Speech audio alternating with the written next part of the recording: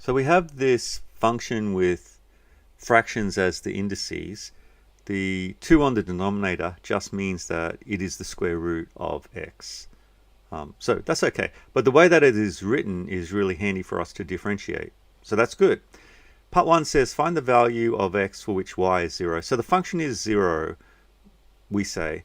And now we just go, how do we solve a polynomial that equals 0? Well, we always factorize. So how do we factorize this? Is there something common to both of these? And if you know your indice laws, you'll say, oh, x to the 3 on 2 is common. We can take that out. Because x to the 3 on 2 times x to the 2 on 2, you add the powers and you'll get 5 on 2. But x to the 2 on 2 is just 1. And so in the brackets we have x to the 1. We don't need to write the 1 minus the 10 because we took the x to the 3 on 2 out. Close the brackets equals 0. Right, so that was the tricky part, I guess, because once we do that, the next line is the square root of x to the power of 3 equals 0, or x minus 10 equals 0. For the first one, x is 0, or for the second one, x is 10. And we finished part 1. We found the values of x for where y is 0. So these are the x-intercepts. Part 2, show that there is a minimum turning point of the curve when x equals 6. All right, to find a minimum, we're looking for stationary values. And to find the stationary values, we use the derivative equals 0. So straight away, we need to find the derivative. The way that it is structured, it's easy to take the derivative. The 5 on 2 comes down, multiply by x, subtract 1, which is 2 on 2, and you end up with 3 on 2, minus the 3 on 2 comes down and multiplies by the negative 10. 10 divided by 2 is 5, times 3 is 15, so we have 15x. Subtract 1 from 3 on 2, and you have 3 on 2 minus 2 on 2, which is just now a half. All right, doing the same thing we did before, we're equating the derivative to 0 to find the stationary points, and we want to factorize out what we can. If we look at both of those terms, they both have a 5 in them, and they both have x to the half. So let's take out 5x to the half, and that will leave us with, in the first term, it will leave us with a half. We took out x to the half, so we're going to subtract a half from 3 on 2, and we just get 2 on 2, which is just 1 again, so we don't write that.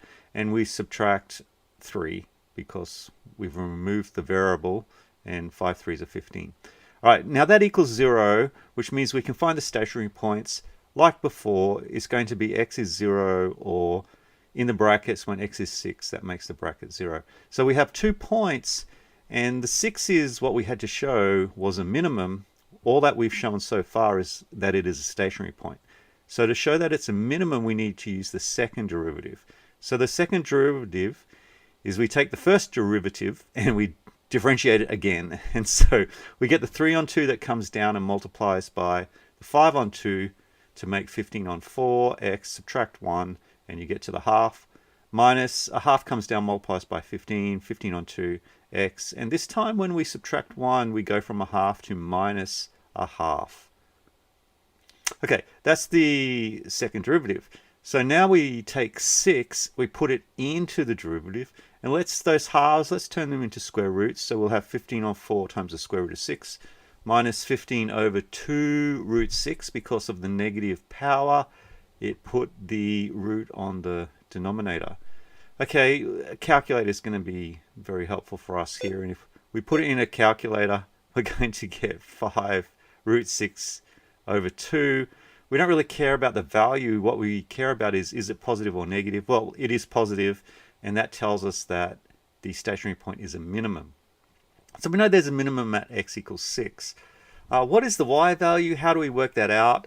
We take the x value, we put it back into the original equation, and we get y is equal to root 6 to the power of 5 minus 10 times root 6 to the power of 3. Again, calculator is our friend. If we put it in and we round to one decimal place like they told us, we'll get y is negative 58.8. Okay, so we know from that there's a minimum at 6 and negative 58.8. Right, we finished the question, but just out of interest, it's like, well, what does this graph look like? Because it seems like a bit of a strange graph. And we would then ask ourselves, well, we know there's another stationary point when x was 0. And so what's happening there? If we take x is 0, we put it into the second derivative, we actually get 0, which may cause some concern, because if it's positive, that means it's a minimum. If the second derivative is negative, that means it's a maximum. But if it's 0, what does that mean? More often than not, it means it is a point of inflection.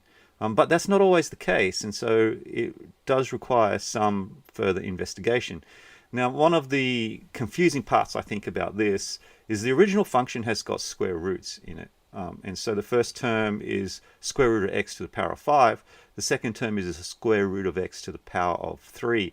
Now, that causes some problems for the values of x, because we know if you take a negative number, there's no real answer for the square root of a negative number, which means this graph doesn't exist where x is negative.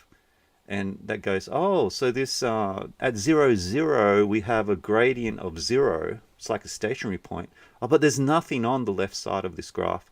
So if we actually draw it really quickly, because we know all the points, two axes, there's intercepts at 0 and 10, and we know that there's a minimum at 6 minus 58.8.